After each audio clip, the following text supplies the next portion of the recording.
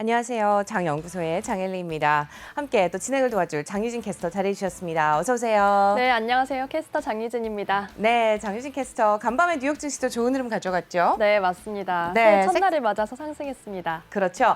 네, 섹터별 그리고 종목별 흐름 함께 좀 짚어보도록 할 텐데요. 어떤 흐름 보여줬는지 장유진 캐스터가 짚어주실까요? 네, 현재 지금 맵에서도 좀 큰 종목들이 초록불을 강하게 켜내고 있는 모습을 확인하실 수 있는데요. 이어서 바 차트를 통해서 좀 더 자세히 짚어보겠습니다.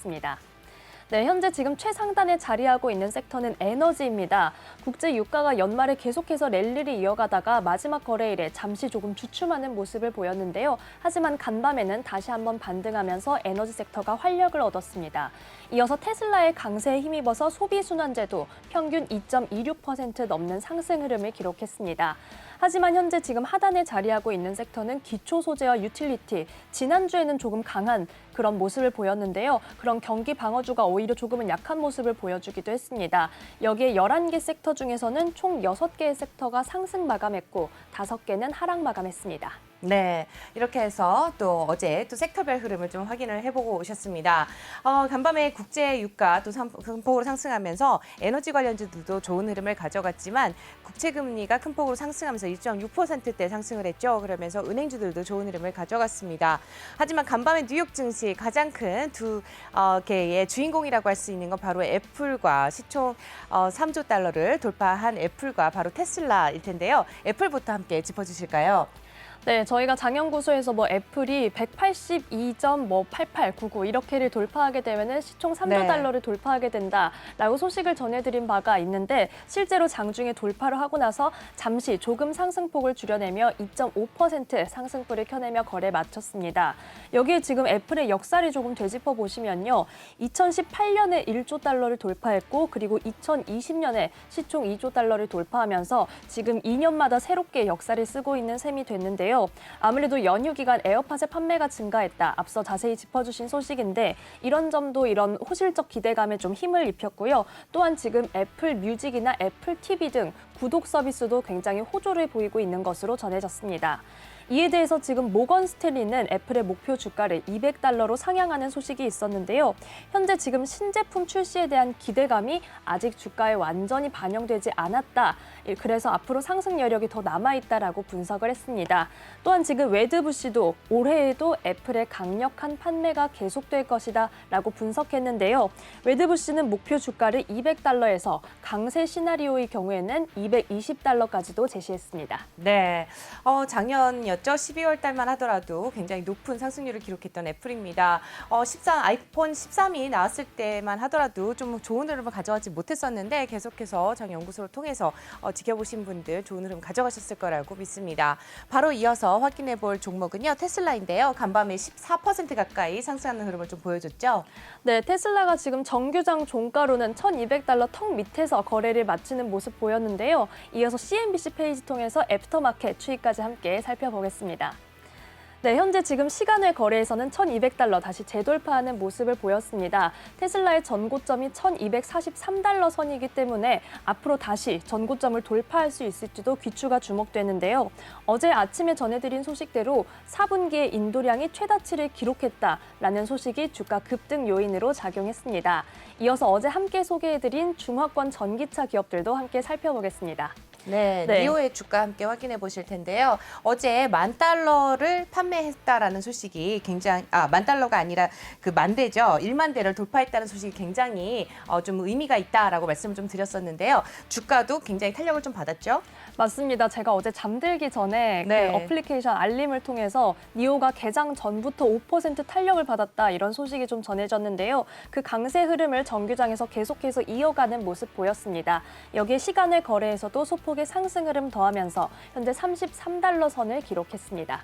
네. 이어서 샤오펑과 리오토도 함께 살펴볼 텐데요. 오히려 샤오펑과 리오토는 전일장에서 1%대의 상승폭을 켜냈지만 간밤에는 보합권에서 움직이는 모습 보였습니다. 먼저 샤오펑은 0.12% 내렸다가 애프터마켓에서 그 낙폭, 소폭의 낙폭을 모두 만회하는 모습이고요. 이어서 리오토 살펴보겠습니다.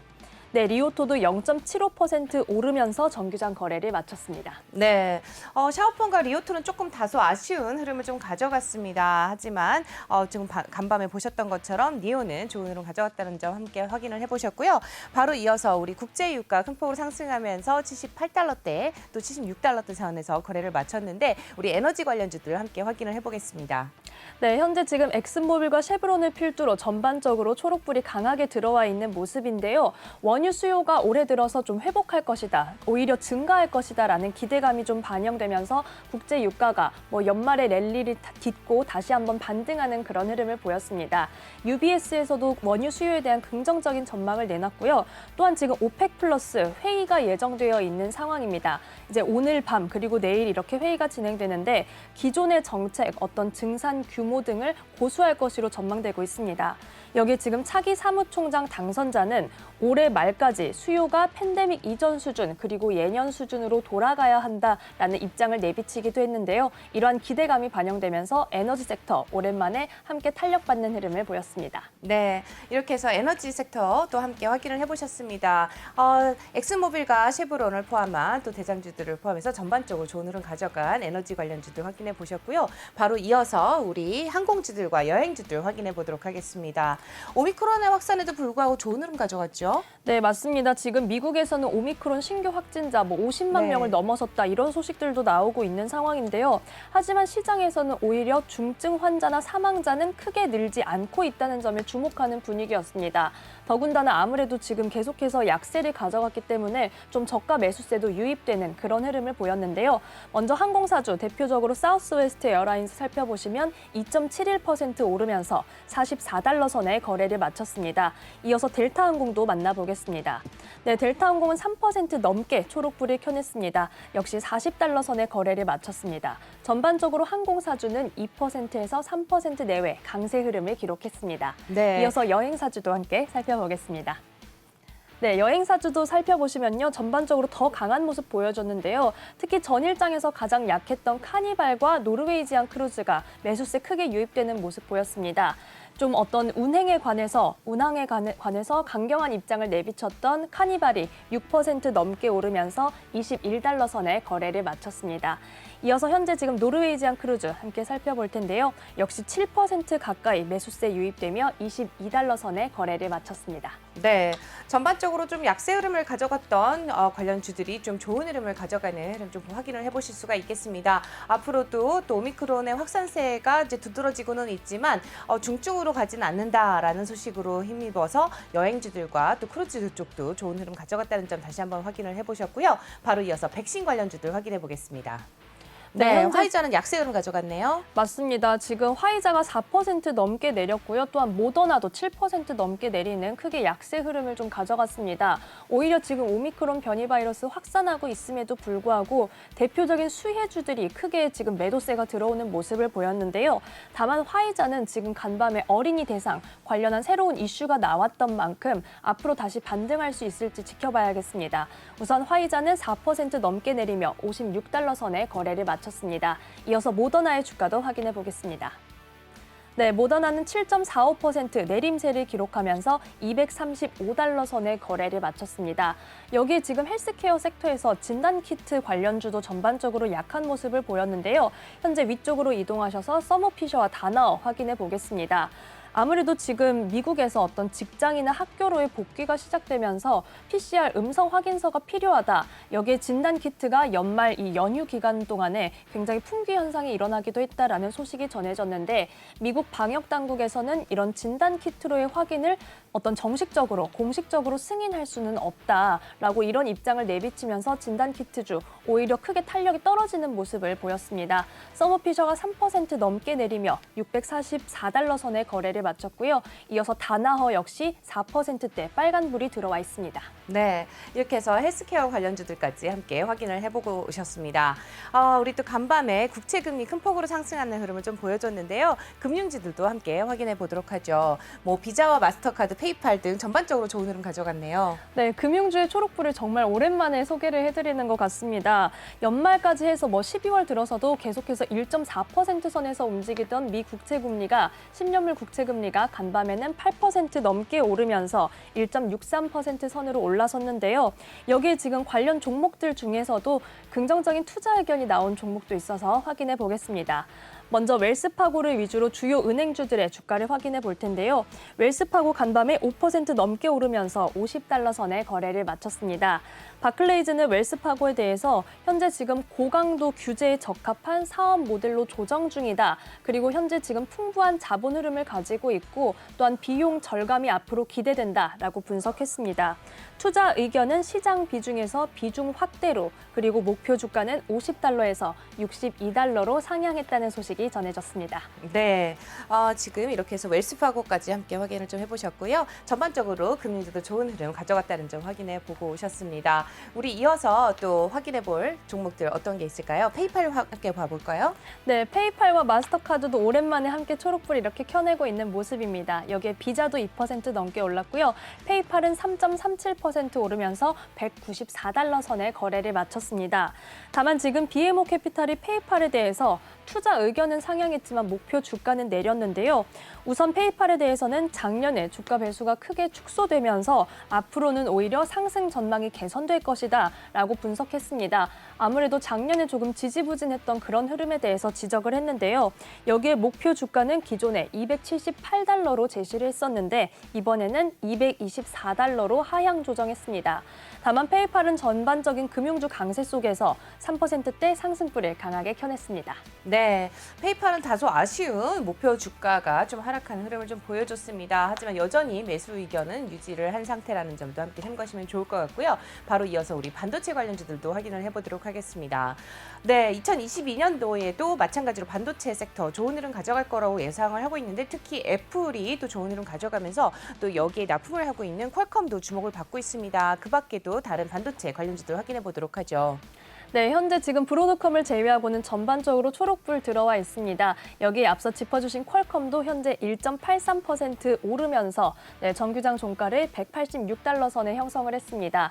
전반적으로 반도체 섹터 긍정적인 흐름 보이면서 필라델피아 반도체 지수 2%대의 상승률을 보여줬는데요. 여기에 지금 AMD도 강하게 탄력받는 모습 보였습니다. 네, AMD가 4% 넘게 오르며 150달러 선에 거래를 마쳤습니다. AMD와 마이크론 테크놀로지를 골드만삭스가 톱픽으로 선정했다라는 소식이 전해졌는데요. 이어서 마이크론 테크놀로지도 함께 살펴보겠습니다. 역시 3% 가까이 강세 흐름을 기록하면서 95달러 선에 거래를 마쳤습니다. 여기에 지금 자일링스까지 좀 살펴볼 텐데요. AMD와 자일링스 인수권에 대해서 작년까지만 해도 올해를 넘기지 않을 것이다. 2021년을 넘기지 않을 것이다. 이런 말들이 좀 나왔었는데 결국은 이렇게 해를 넘기게 됐습니다. 여기에 작년 마지막 거래일에는 조금 탄력이 떨어지면서 4거래일 연속해서 약세 흐름을 가져갔는데요. 하지만 첫 거래일에는 반도체 섹터 호황을 맞아서 함께 반등하는 흐름을 보였습니다. 자일링스가 4% 넘게 오르며 221달러 선에 거래를 마쳤습니다. 네, 이렇게 해서 반도체 섹터까지 함께 좀 확인을 해보고 오셨습니다. 전반적으로 우리 또 나이키라든지 또 이런 쪽으로도 확인을 해보면 좋을 것 같은데요. 우리 나이키 쪽은 오히려 안 좋은 흐름을 가져갔네요. 맥도날드를 포함해서 나이키 전일 대비 1.2% 하락하면서 164달러 선에서 거래를 마친 흐름을 좀 확인해 볼 수 있고요. 스타벅스와 맥도날드도 함께 살펴볼까요? 네, 현재 지금 스타벅스와 맥도날드는 조금 보합권에서 움직이는 모습 보였는데요. 오히려 이렇게 조금 테이크아웃이 많이 가능한 이런 레스토랑보다도 나머지 레스토랑 섹터가 조금 타격 입는 모습을 보였습니다.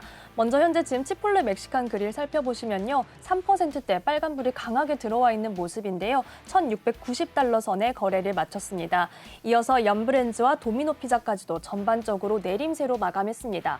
아무래도 지금 소비순환재 섹터가 저희 바 차트를 통해서 살펴봤을 때 상단에 자리하고 있다라는 점을 소개해드렸는데 거의 테슬라가 주도를 했고 나머지 지금 레스토랑 섹터는 조금 약한 모습을 보였습니다. 네, 그간에 또 의외로 또 좋은 흐름을 가져갔던 레스토랑 섹터들 약세 흐름 가져갔다는 점도 확인을 해보셨습니다. 간밤에 또 지난 주말이었죠. 지난 주말에 또 좋은 흐름을 가져갔던 홈디포 함께 살펴보도록 하죠. 홈디포도 약세 흐름 가져갔네요. 네, 지금 홈디포를 비롯해서 전반적으로 역시 1%대 내림세를 기록했는데요. 홈디포는 1.53% 빠지면서 408달러 선에 거래를 마쳤습니다. 이어서 옆에 있는 로스도 함께 확인을 해볼 텐데요. 네, 1%대 내림세 기록하며 255달러 선에 거래를 마쳤습니다.